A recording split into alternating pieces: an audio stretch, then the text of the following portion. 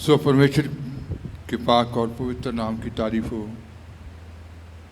तो जैसा नौजवानों के लिए हम खुदा के कलाम से सीख रहे हैं, तो अब ऐसा वक्त है कि नौजवान बेटे बेटियां जवान बच्चों के लिए दूसरे बच्चों के लिए एक आशीष का कारण होने चाहिए। जो कमज़ोर, उनको मजबूत करने के लिए, उनका बोझ उठाना चाहिए, उनको पूरी दृढ़ता में लाने के लिए, कलाम के बीच में स्थिर करने के लिए, उनके जीवनों को रूह के अनुसार चलने के लिए जवानों को एक दूसरे जवान का बोझ उठाना चाहिए, एक दूसरे के लिए मजबूती का कारण बनना चाहिए। पढ़ेंगे भजन संहिता 110 उसकी 3री आयत।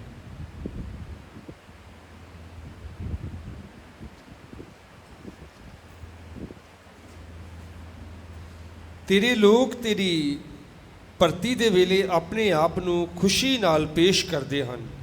ਪਵਿੱਤਰ ਸਜਾਵਟ ਨਾਲ ਤੜਕੇ ਦੀ ਕੁੱਖੋਂ ਤੇਰੇ ਜਵਾਨ ਤੇਰੇ ਲਈ ਤਰੇਲ ਵਰਗੇ ਹਨ।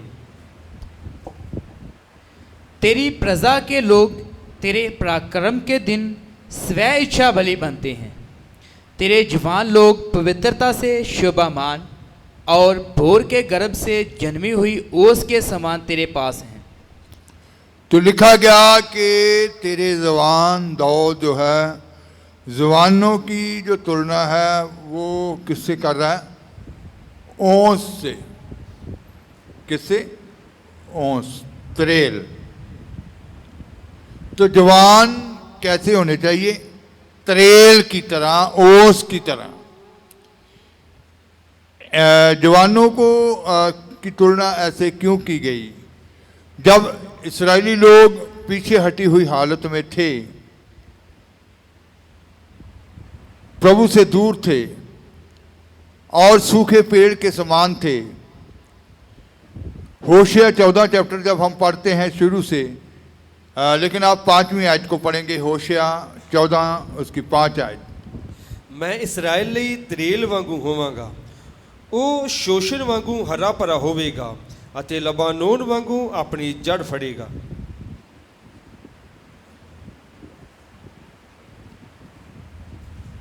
पांचवी आयत, होशिया 14 बाब उसकी 5वीं आयत। मैं इस्राएल के लिए ओस के समान होऊंगा, वह शोषण के समान फूले फलेगा। और जब इस्राएली लोग पीछे हटी हुई हालत में थे, जब आप 14 चैप्टर इसको शुरू से पढ़ेंगे तो वो पीछे हटी हुई हालत में थे, तो खुदा की इच्छा थी कि वो लोग फिर से दिल से खुदा की तरफ लौटें, वो अपनी बुराई से निकलें, वो अपने बुरे कामों से बाहर आएं, वो उस पाप के बीच में से निकल कर बाहर आएं और खुदा की इच्छा को, खुदा के वचन को दिल से ग्रहण करें। और जो वो सूखे पेड़ों के समान थे, तो वो फिर से हरे भरे हो जाएं। तो यहाँ लिखा गया, 5वीं आयत को पढ़ेंगे। हाँ जी। मैं इस्राएल के लिए ओस तो के यहाँ समान खुदा ने कहा, मैं इस्राएल के लिए ओस के समान होऊंगा, त्रेल के समान। वह शोषण के समान फूले फलेगा, वह शोषण के समान फूले फलेगा और लबानोन के समान जड़ फैलाएगा। लबानोन के समान जड़ फैलाएगा।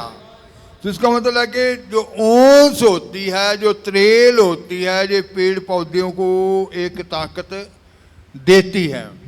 जब ओस पड़ती है तो ओस से, त्रेल से ये जो पेड़ पौधे हैं फिर से क्या आते हैं? ताकत में आते हैं। तो इसी रीति से खुदा की इच्छा जवान बच्चों से है, जैसे हमारा खुदा अपनी प्रजा के लिए एक त्रेल के समान है, पीछे हटे हुए लोगों के लिए सूखे पड़ चुके लोगों के लिए, जो पेड़ों की तरह सूख चुके हैं, हरियाली जो है उनके जीवनों से जाती रही है, तो खुदा उनके लिए त्रेल के समान है। तो आज जो जवान बच्चे हैं जो खुदा के ऊपर ईमान लाते हैं, खुदा की इच्छा है कि वो भी एक दूसरे के लिए त्रेल की तरह, ओस की तरह हों, वो दूसरों को ताकत में लाएं, दूसरों के लिए एक ताकत बन जाएं। यीशु मसीह ने पतरस से कहा था, लूका की अंजील 22 बाब उसकी 32 आयत जब हम पढ़ेंगे,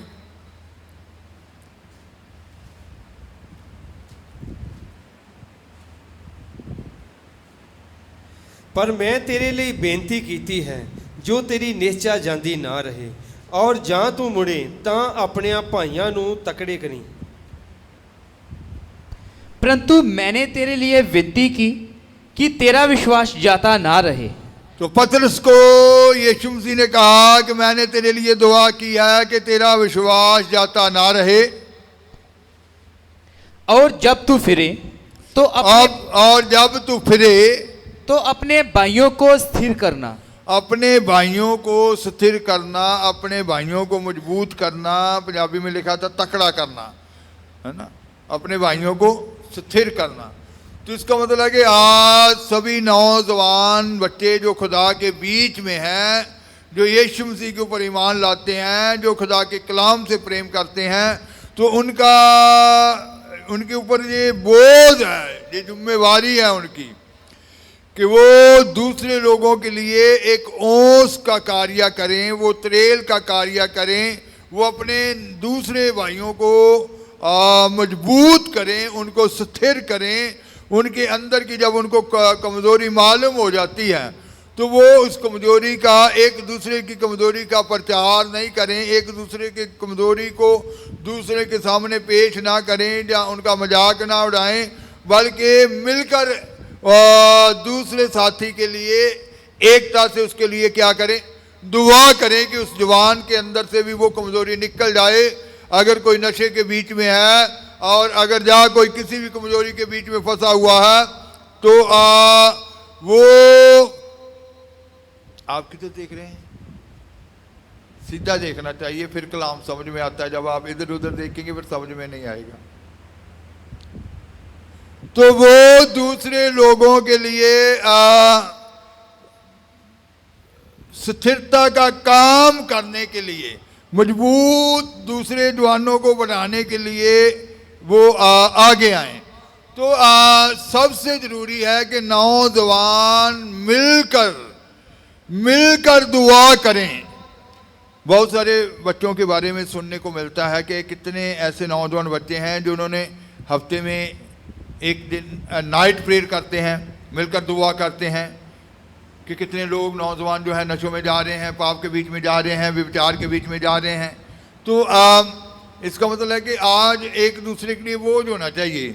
भजन संहिता 133 जब हम पढ़ते हैं तो वहाँ भी एकता के ऊपर जोर दिया गया है। और जब एकता आ जाती है, जब नौजवान बेटे बेटियाँ एक हो जाएंगे, एकता के साथ दुआ करेंगे दूसरे बच्चों के लिए, तो वो सियोन से पड़ने वाली त्रेल जो हरमोन पर्वत से त्रेल ओस जो पड़ती है उसकी न्यायी हो जाएंगे, उसकी तरह हो जाएंगे। पढ़ेंगे 133 भजन संहिता। ਵੇਖੋ ਕਿੰਨਾ ਚੰਗਾ ਤੇ ਸੋਹਣਾ ਹੈ ਭਾਈ ਭਰਾ ਮਿਲ ਜੁਲ ਕੇ ਵਸਣ। ਇਹ ਉਸ ਖਾਲਸ ਤੇਲ ਦੀ ਨਿਆਈ ਹੈ ਜਿਹੜਾ ਸਿਰ ਉੱਤੋਂ ਚੋ ਕੇ ਦਾੜੀ ਉੱਤੇ ਅਰਥਾਤ ਹਰੂਨ ਦੀ ਦਾੜੀ ਉੱਤੇ ਉਤਰਿਆ ਅਤੇ ਉਸ ਦੀ ਪੋਸ਼ਾਕ ਦੀ ਕੋਰ ਤੀਕ ਪੁੱਜਿਆ। ਹਮਰੋਨ ਦੀ ਤਰੇਲ ਦੀ ਨਿਆਈ ਜੋ ਸਿਯੂਨ ਦੇ ਪਹਾੜ ਉੱਤੇ ਚੋਂਦੀ ਹੈ, ਤਾਂ ਹੀ ਉੱਥੇ ਯਹੋਵਾ ਨੇ ਬਰਕਤ ਦਾ अर्थात सदीपक जीवन का हुक्म दिता है। देखो ये क्या ही बली और मनोहर बात है, ये क्या ही बली और मनोहर बात है। इसका मतलब है कि खुदा एकता के ऊपर जोर देते हैं कि आज सभी नौजवान बच्चों को भी बड़ी एकता के साथ दुआ करनी चाहिए। छोटे बच्चों को भी एकता के साथ इकट्ठे बैठकर मिलकर क्या करनी चाहिए, दुआ करनी चाहिए। नौजवान बेटे बेटियों को मिलकर क्या करनी चाहिए, दुआ करनी चाहिए कि वो दूसरे नौजवान बच्चों की तरफ देखें। कितने घरों में माँ बाप जो अपने बच्चों के कारण दुखी हैं, वो नशों में कितने लोग नौजवान बच्चे जो है नशे की लपेट में आ रहे हैं। जैसे बीते सैटरडे भी शायद बताया था कि कितने माँ बाप ऐसे हैं जिनके बच्चे घर पे कितने कितने दिन घरों पे नहीं आते, तो वो रोते हैं, इंतज़ार करते हैं कि कब उनका बच्चा घर में आएगा, कि बुरी संगत में कितने बच्चे फंसे हुए हैं। तो आज जुबानों को तो जहाँ एकता के ऊपर जोर दिया गया, पढ़ेंगे। देखो ये क्या ही बली और मनोहर बात है क्या ही बली और मनोहर बात है कि भाई लोग आपस में मिले भाई लोग आपस में मिलकर रहें। ये तो उस उत्तम तेल के समान है, ये मेल जो एकता जो है उस उत्तम तेल के समान है, उस अभिषेक के समान है जो हारून के सिर पर डाला गया था, जो हारून के सिर पर डाला गया था और उसकी दाढ़ी पर बहकर उसके वस्त्र की शोर तक पहुंच गया। उसके सिर पर डाला गया, उसकी दाढ़ी से बहता हुआ कहाँ चला गया? वस्त्र की शोर तक। दाढ़ी से बहने का मतलब क्या है? तेल जब ऊपर डाल दिया जाए, सरसों का तेल या कोई भी आप तेल जो पूरा दाढ़ी के ऊपर से ऐसे जाएगा तो दाढ़ी के बाल क्या हो जाएंगे? पूरे एक हो जाएंगे, इकट्ठे हो जाएंगे। ऐसे ही होता है ना। तो इसका मतलब है कि एकता से दुआ करने से प्रभु के लोग क्या हो जाएंगे? उनके अंदर ऐसा मसा आ जाएगा कि वो सब कमियों से आजाद होकर क्या हो जाएंगे? एक हो जाएंगे।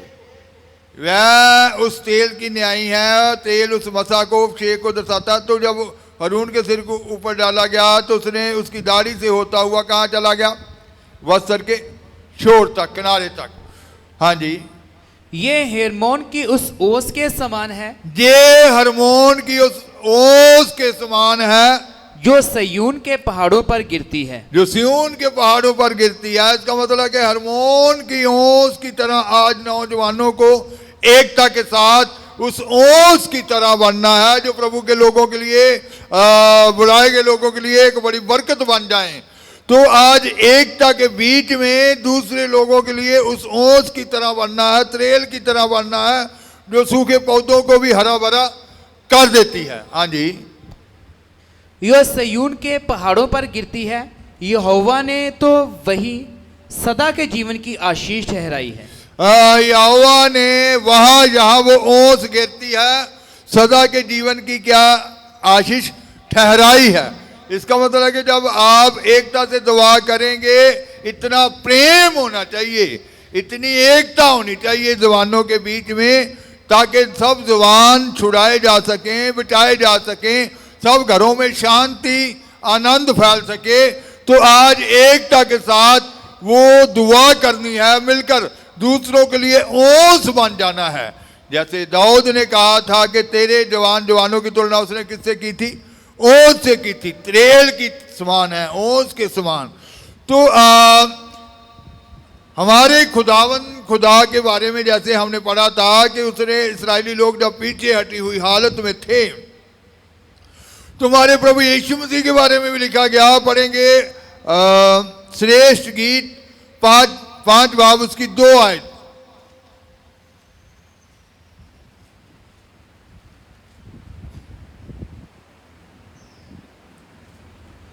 मैं सुती हुई सा पर मेरा मन जागदा सी। ਇਹ ਮੇਰੇ ਬਾਲਮ ਦੀ ਆਵਾਜ਼ ਹੈ ਜਿਹੜਾ ਖੜਕਾਉਂਦਾ ਹੈ। हे ਮੇਰੀ ਪਿਆਰੀ, ਮੇਰੀ ਪ੍ਰੀਤਮਾ, ਮੇਰੀ ਕਬੂਤਰੀ, ਮੇਰੀ ਨਿਰਮਲ ਮੇਰੇ ਲਈ ਖੋਲ। ਮੇਰਾ ਸਿਰ ਤਰੇਲ ਨਾਲ ਭਰਿਆ ਹੋਇਆ ਹੈ, ਮੇਰੀਆਂ ਲਟਾਂ ਰਾਤ ਦੀਆਂ ਬੂੰਦਾਂ ਨਾਲ। मैं सोती थी परंतु मेरा मन जागता था। मैं सोती थी, दुल्हन के बारे में लिखा गया, लेकिन मेरा मन क्या था? जागता था। जाग रही थी के बीच में थी दुल्हन। सुन, मेरा प्रेमी खटखटाता है। यीशु मसीह के बारे में लिखा गया कि उसका प्रेमी यीशु मसीह क्या करता है? खटखटाता है और कहता है, हाँ जी, हे मेरी बहन, हे मेरी प्रिय, हे मेरी कबूतरी, हे मेरी निर्मल, मेरे लिए द्वार खोल, क्योंकि मेरा सिर ओस से भरा है। मेरा सिर ओस से क्या है? भरा हुआ है, और मेरी लटें रात में गिरी हुई बूंदों से भीगी हैं। मेरी सिर की लटें जो हैं रात की गिरी हुई बूंदों से भीगी हुई हैं।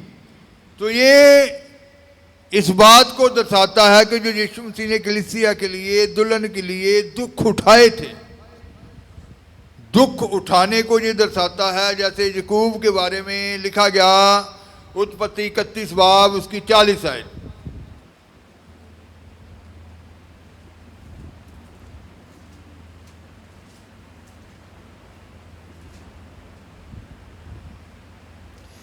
ਇਹ ਮੇਰਾ ਹੀ ਸੀ, ਭਾਈ ਦਿਨੇ ਧੁੱਪ ਔਰ ਰਾਤੀ ਪਾਲੇ ਮੈਨੂੰ ਖਾ ਲਿਆ ਅਤੇ ਨੀਂਦਰ ਮੇਰੀਆਂ ਅੱਖਾਂ ਤੋਂ ਨੱਠ ਗਈ। मेरी तो यह दशा थी कि दिन को तो दाम और रात को पाला मुझे खा गया और नींद मेरी आंखों से भाग जाती थी। मेरी तो यह दशा थी, याकूब कहता, कि जब वो लबान के इज्जड़ की राखी करता था, जब वो लबान के इज्जड़ को चराता था, तो उसने क्या कहा, लबान को क्या कहा, क्या कह रहा है याकूब, कि उस वक्त उसकी मेहनत जो थी, तो मेरी ये दशा थी कि दिन को धूप और रात को पाला मुझे खा गया, पाला मुझे खा गया, और नींद मेरी आंखों से भाग जाती। नींद मेरी आंखों से क्या हो गई, भाग गई। तो इसका मतलब है कि दुख उठाकर इज्जड़ की क्या कर रहा है, वो पैरवाई कर रहा है, इज्जड़ की रखवाली कर रहा है, इज्जड़ की देखभाल कर रहा है, इज्जड़ को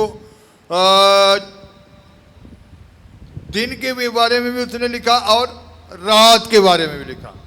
दिने धूप और रात को पाला मुझे खा गया।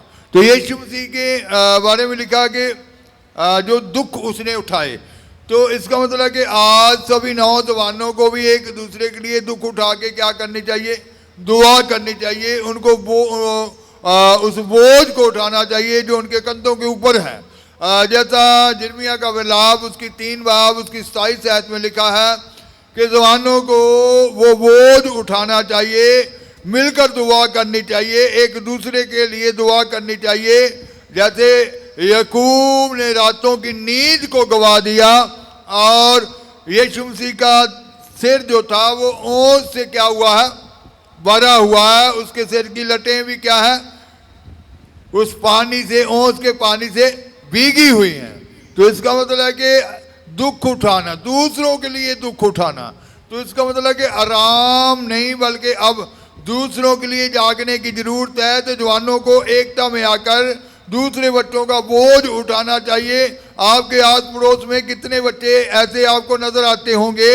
तो आज एक दूसरे के लिए जागें, अपने भाई बहनों के लिए जागें, रिश्तेदारों के बच्चों के लिए जागें और अपने दोस्त मित्रों के लिए जागें, जवानों के लिए जागें। तो जागना है, पढ़ेंगे यिर्मयाह का विलाप गीत उसका 3 बाब उसकी 27 है। ਗੱਭਰੂ ਲਈ ਚੰਗਾ ਹੈ ਕਿ ਆਪਣੀ ਜਵਾਨੀ ਵਿੱਚ ਜੂਲਾ ਚੁੱਕੇ। पुरुष के लिए जवानी में जुआ उठाना भला है। जवानी में ही बोझ उठाना जो है, जूला उठाना जो है भला है। तो इसका मतलब है जवानी में ही उस बोझ को क्या करना चाहिए, उठाना चाहिए। तो इसका मतलब है कि जैसे दुनियावी काम के लिए भी अक्सर देखने को मिलता है कि कई कहते हैं कि हमारा बेटा तो जवानी से ही उसका घर के बोझ को क्या कर लिया, इसने उठा लिया था, कि पूरे घर का बोझ जो था इसके कंधे के ऊपर था, कि दिन रात इसने मेहनत की, घर बनाया, ये सारा कुछ इसने मेहनत करके क्या किया है। कहते हैं ना अक्सर लोग। तो फिर खुदा के लोगों को बचाने के लिए भी यहाँ जवानी में ही बोझ उठाने के लिए कहा गया है कि गबरू के लिए अच्छा है, जवान के लिए अच्छा है कि वो जवानी में ही उस झूले को, उस बोझ को उठाए। तो इसका मतलब है कि आज जवानी में ही आप दूसरों के लिए आशीष का कारण हो, दूसरे के लिए ओंस का कारण हो, आप ओंस की तरह हो दूसरों के लिए, कि जिनसे वो हरे भरे हो जाएं, उनके अंदर का सूखापन जाता रहे, वो फिर से हरे भरे हो जाएं। जैसे खुदावंद खुदा ने कहा मैं इस्राएल के लिए त्रेल की तरह होऊंगा, वो फिर से शोषण की तरह क्या हो जाएंगे, हरे भरे हो जाएंगे। वो फिर से लबानोन की तरह जड़ों को क्या करेंगे, फैलाएंगे, उनकी जड़ें फिर से फैलेंगी। तो इसका मतलब है कि आज जितने जवान पीछे हटी हुई हालत में हैं, जितने नौजवान सूखी हुई हालत में हैं, तो आपको ओस बनना है, आपको वो तरेल बनना है, ताकि वो फिर से हरियाली में दाखिल हो जाएं। तो आज अपने जीवन में ऐसी एकता लो, जैसे वचन संहिता 133 में हमने पढ़ा कि फिर हरमोन की ओस की तरह जो सियोन पर्वत के ऊपर गिरती है, जहाँ वो बरकत ठहरी है, तो आप वो ओस बन जाएं जो दूसरों के लिए क्या हो, बरकत हो, जो दूसरों को जीवन में ताजगी भर दे, जो दूसरों को जीवन में वो ताकत लाए, जो दूसरों को फिर से ईमान में मजबूत कर दे, जो दूसरों के अंदर से वो कमज़ोर बातों को निकाल दे, जो दूसरों के लिए बड़ी आशीष ठहरे, दूसरों के कदमों को फिर से वचन के ऊपर दृढ़ कर दे। तो आज वो ओस बनना है नौजवानों ने, दूसरे जवानों के लिए, दूसरे बच्चों के लिए, एक दूसरे के लिए। तो इसके लिए एकता से दुआ करें, एकता में चलें, एकता की ज़रूरत है। जवानों से खुदा ये चाहते हैं कि वो बड़ी एकता के साथ ऐसी बरकत हो जाएं, ऐसी ओस हो जाएं जो सबको हरा भरा कर दे। आंख बंद करेंगे, दुआ की हाथ में।